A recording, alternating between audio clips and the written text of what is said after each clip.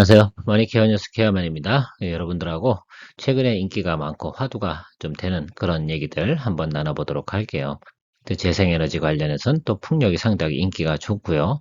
중국도 리오프닝 했잖아요. 단체 관광객. 그러니까 그쪽 관련돼서는 또 명품은 백화점에서 사고 화장품은 면세점에서 많이 구입을 한다. 이런 소식이 나옵니다. 실제로 아마 이런 부분들을 또 연관성을 좀 생각해 놔야 되지 않을까 생각을 해요. 명품 같은 건 또 텍스 프리를 받아야 되지 않겠습니까? 그래서 글로벌 텍스 프리라는 또 그런 업체도 있잖아요. 실제로 제가 주가가 아마 이게 3,500원 이 정도 수준에서 지금 한 5,500원 정도 와 있는 것 같은데요. 타겟 프라이스는 한 7,600원 이 정도 나오는 것 같습니다. 시장 컨센서스는 그 정도까지는 치고 올라갈 거다. 그래서 단기 트레이딩 좀 강하신 분들 같은 경우는 관심 가져봐도 괜찮을 것 같다는 생각을 가지고 있고요. 엔비디아 실적을 좀 발표하기 직전 아니겠습니까? 아마 잘 나올 것이라 생각을 하고 있는데 이쪽 관련돼서는 계속해서 인기가 많다. 그래서 HBM 관련 생산은 계속해서 증가할 것이다라는 것들이고요. DRAM 생산량은 좀 어떻게 돼요? 감소시키면서 또 수익이 좀 많이 나는 HBM 쪽으로 생산량을 좀 늘려서 아마 수익을 좀 극대화시켜 나가는 전략을 펼쳐 나갈 것이다라는 소식이 나와 있습니다.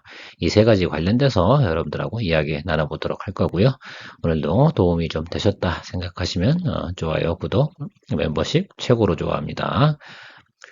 에너지는 역시 풍력이다라는 제목을 가지고 이야기 드리는 게 좋겠습니다. 실질적으로 지금 태양광 쪽 같은 경우는 상당히 매출이나 이익이 부진합니다. 그것도 팩트이기도 하고 그러다 보니까 뭐 하나솔루션은 우리가 예상치보다도 어떻게 돼요? 상당히 주가가 눌림을 많이 받았다라고 생각하시면 좋을 것 같습니다. 실제로 포워드 가이던스 나온 것보다 실제로 많이 떨어지다 보니까 주가가 크게 가치를 받지 못하고 있는 것도 사실이기도 합니다. 이런 와중에 또 폭력 관련도 상당히 조정을 많이 받았어요. 그렇잖아요. CS 윈드, CS 베어링, 그다음에 SK 오션 플란트 이런 게 최근 수급 환경이 안 좋아서 그러는 거 아니에요. 실적으로나 매출 이익 나오는 것들은 상당히 크게 개선되고 있다는 점은 명확합니다. 그리고 포워드 가이던스도 상당히 높게 나타나고 있고요. 특히 2024년도 관련돼서도 풍력은 계속해서 성장을 할 것으로 우리가 예측을 하고 있습니다.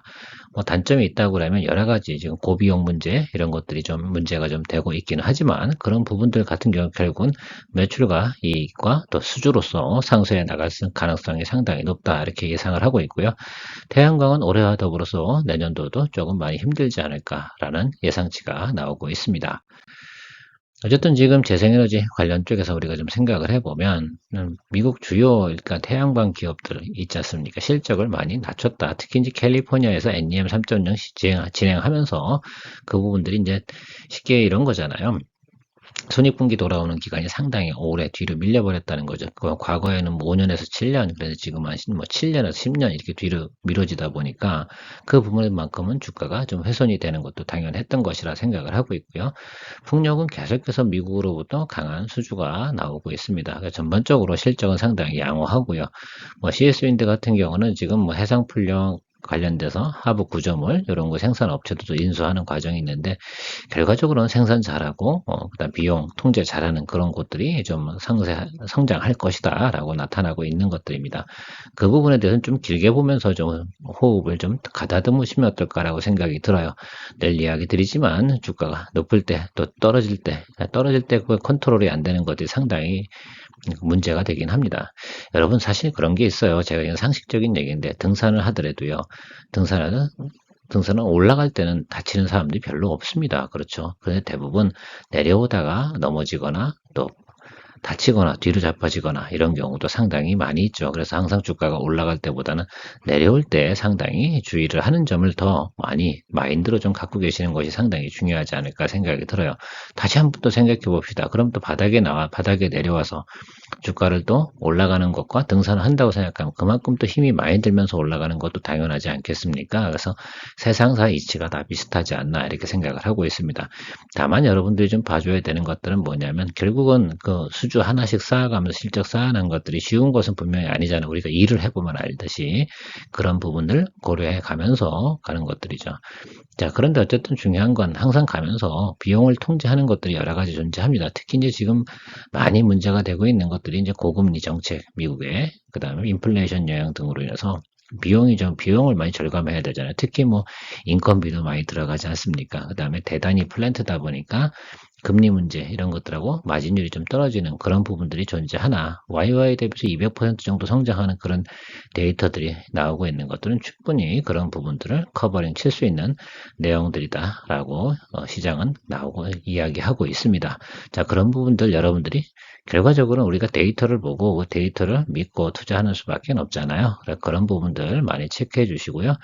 오늘 뭐 CS 베어링 많이 반등이 올라오긴 하더라고요. 그래서 그런 점도 한번 보시고 CS 윈드도 계속해서 오늘도 조금씩 눌리긴 했지만 적어도 제가 보면 지금 더 이상 밑으로 내려갈 만한 구간들은 제가 말씀드리고 싶은 건 뭐냐면 하락의 그 폭이 점점 좀 작아지고 있다. 그러니까 장대 양봉 나오거나 양봉 전환이요, 양전환이 오게 되면 그땐 여러분들이 정말로 관심을 가져가면서 봐야 되는 타임이 되지 않나라고 말씀드리도록 하겠습니다. 물론 제가 회원님들을 위해서는 주말에 별도로 이제부터는 리포트를 해드립니다. 그래서 그런 부분들은 우리 멤버십 분들은 잘 참고하셔서 진행하시고요. 지금은 리포트를 하고 있는 것들이니까 이런 내용으로 진행이 되는 것들이다 라고 생각해 주시면 될 것 같아요. 뭐 마음의 준비만 좀 하고 계셔라 이런 말씀을 드리도록 하겠습니다. 저는 사실 면세점주나 뭐 카지노주 특히 유통 관련돼서 중국 관련돼 가지고는 리포트를 해드릴 생각은 없어요. 이미 저희가 전반부에 많이 리포트를 해드렸고 지금부터는 어떻게 돼요? 내가 원하는 단가에 주가가 도달이 되면 수익 실현을 해나가면서 우리가 눌려있는 자리 이런 종목들 들어가자고 이야기 드렸습니다. 어쨌든 그래도 우리가 소식은 또 알고 지내야 되니까 전체적인 소식은 그래요. 명품은 백화점에서 바이하고 화장품은 면세점에서 바이한다 이런 것들이고요. 최대 수혜주 면세점 뭐 결국은 롯데하고 뭐 호텔신라 이런 데가 가장 크지 않겠습니까? 그러니까 순서로 이렇게 따져보면 롯데, 호텔신라, 신세계, 현대백화점 뭐 이런 순으로 좀 보시면 좋지 않을까 생각이 듭니다. 점차적으로 이 부분들은 계속 늘어나지 않을까 생각이 들어요. 왜냐하면 과거 2019년에도 연말까지 해가지고 줄어든 적은 없었거든요. 이 주가의 움직임 품을 생각해 보면 우리가 좀 파악을 해볼 수가 있습니다. 2023년 들어서 지금 움직임 품은 이렇게 되는데 여기서 어떻게 돼요? 이런 식으로 올라가지 않을까라고 생각을 하고 있는데 연말에 어느 정도 수준까지 올라가는지 중간중간 체크해 보면 충분히 예를 들면 여러분들께서 이쪽 관련돼서 특히 이제 면세점 관련돼서 보유하고 계시다라고 하면 지금 당장 수익 실현하는 것보단 조금 더 한번 여러 가지 데이터를 참고해 가시면서 고려해 보시면 어떨까라고 생각을 하고 있습니다. 저야 뭐 다른 포트폴리오 때문에 정리를 한 거긴 하지만 여러분들께서 혹시라도 나는 이쪽 포트폴리오가 계속 유망해라고 한다 그러면 저 타겟에서 움직이는 것들을 또 매출 추이를 살펴보시면서 가시면 상당히 큰 도움이 될 것이다. 중국 단체 관광의 시작. 제가 좀 데이터는 그 요한타 증권에서 좀 가져오긴 했는데요. 특이한 점을 좀 발견해서 그냥 상식적으로 좀 알고 계시면 좋지 않을까라고 생각을 합니다. 자, 국가별 여권 보유율 이런 것들이 있네요. 그래서 이거 재미 삼아서 한번 보시면 중국은 8%, 미국은 40%, 한국은 60%. 사실 60% 정도, 63% 정도면 그게 정상인 거 아닌가 이렇게 생각을 합니다. 아주 고연령층은 제외하고요. 그 다음에 80대 이상인 분들 중에서는 대부분 여권이 이제 필요가 없죠. 여행을 다니시기 힘들 테니까. 그리고 성인이 되지 않은 연령층까지 하고 그러면 우리나라 같은 경우는 63% 정도 보유면 상당히 많이 보유하고 있는 거 아닐까. 유럽은 좀 특이하네요. 나이 드신 분들도 많이 다니는 모양입니다. 근데 중국 같은 경우는 8%밖에 되지 않잖아요. 그러니까 중국에서는 약 1억 명 정도 수준만 여권을 보유하고 있다. 그러니까 상위, 그러니까 8%만 잘 사는 사람인 것 같은데요. 제가 생각할 때는 그렇죠. 대단한 겁니다. 제가 여권을 가지고 있다는 것 자체만으로도 그렇게 봐야 되지 않나 이렇게 생각을 합니다. 자, 그리고요. 럭셔리 마켓 관련돼서 시장 비중을 한번 생각해 봐요. 국적별로 보면 중국인이 39%고요. 유럽하고 미국 이렇게 합쳐버리면 괜찮습니다. 전체 뭐 중국하고 거의 비슷한 수준으로 나타나고 있다라고 생각하면 좋겠는데 저기서 얘기하고 싶은 포인트는 그거겠죠. 중국 애들이 럭셔리 마켓에선 그만큼 지출이 많다라고 생각하시면 되는데 이렇게 생각하시면 될 것 같습니다. 우리가 그 한 12명이 있는데 그 중에 한 명은 여권을 보유하고 10명, 12명 중에 한 명은 성인 인구 중에 잘 살지 않을까요? 적어도 중산층 이상은 되지 않을까? 이렇게 생각해 보시면 되지 않겠습니까? 그래서 그 부분 생각해 보면 중국의 부자들이 제가 알기로는 4천만 명이 넘는다고 하지 않습니까? 자, 그렇게 생각해 보면 그들이 돌아다니면서 지출하는 내용들은 그래도 변함이 없을 것이다 라고 생각을 하고 있습니다. 그 부분이 우리한테 상당히 기대감을 많이 주는 것들이다 라고 생각해 보면 되겠죠. 뭐 명품 매출 이런 것들도 보면 지금 미국이 가장 높은데요. 중국이 거의 턱 밑까지 따라온 형국이고요. 우리나라도 의외로 명품 소비는 상당히 많습니다. 세계 랭킹에 안에 드네요. 이 경제 수준보다 높게 지출을 한다는 소리이기도 하는데 이 부분은 조금 그렇습니다. 어쨌든 뭐 지출 많이 하는 게 뭐 나쁘겠습니까? 있으면 써도 되겠죠. 자본주의 세계에서 저는 그렇다고 봅니다. 자, 백화점별로 명품 비중 한번 추정해 보도록 하는데요. 가장 많이 매출을 올리는 곳이 어디냐라고 생각하시면 바로 신세계다라고 생각하시면 됐습니다. 뭐, 그 다음에 나머지 거는 뭐, 현대백화점, 롯데쇼핑이 있는데, 저 백화점주를 사시려고 하면 어디를 사셔야 됩니까? 신세계를 매수하셔야 된다. 이런 뜻으로 통계치가 나오고 있습니다. 그 확률은 변하지 않을 거다라고 생각을 해요. 자, 그러면 여러분들 신세계 백화점 관련돼서 종목 주식을 가지고 있다. 그렇다고 하면 그거는 홀드를 하시는 것이 상당히 좋겠고요. 나머지 롯데나 현대 쪽 현대백화점 요거 가지고 계시다고 한다 그러면 적정한 수준에서 수익 실현을 해주는 것이 상당히 좋겠죠. 반도체 관련돼서는 당연히 우리가 HBM을 논하지 않을 수가 없지 않겠습니까? 특히 AI향 D램이 상당히 큰 수혜고 단가도 상당히 높지 않습니까? 그래서 1쿼터에 생산하는 양보다 3배를 더 증설해서 4쿼터부터는 그쪽에 상당히 치중을 한다는 게 지금 SK 하이닉스나 삼성전자의 전략이다라고 생각하시면 되고요. 제가 지난번에 삼성전자에 관련된 포워드 가이던스 보여드린 적이 있습니다. 그걸 살펴보시면 아마 3분기, 4분기 때 크게 실적이 개선되고요. 거의 제가 알기로는 D램 분야에서 지금 1분기가 되면 거의 손익이 2분파에 도달된다. 그러니까 손실이 없다. 결과적으로는 그다음부터는 수익 실현되고요. 상당히 높은 수준의 성장을 또 가져올 가능성이 상당히 높다. 이렇게 생각하시면 될 것 같습니다. 결과적으로는 뭐 그런 거죠. 영업이익이 상당히 높아진다. 이런 표현으로 생각하시면 될 것 같은데요.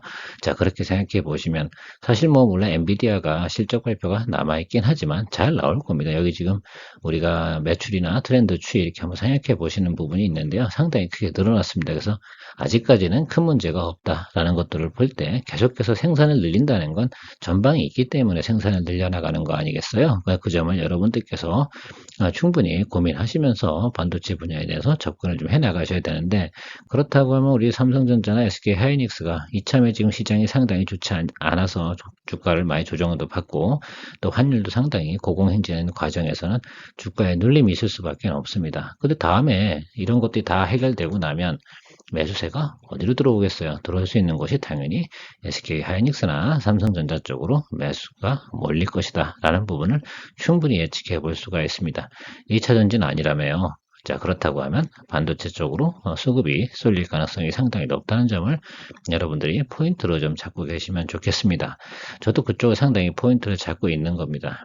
거기다 4분기 뒤로 물려는 애플향 매출에 대해서 스마트폰 관련된 거 요것만 아마 우리가 포인트 잘 잡아도 제가 볼 때는 하반기 나가면서 수익은 충분히 많이 실현할 수 있지 않을까라고 생각을 해요.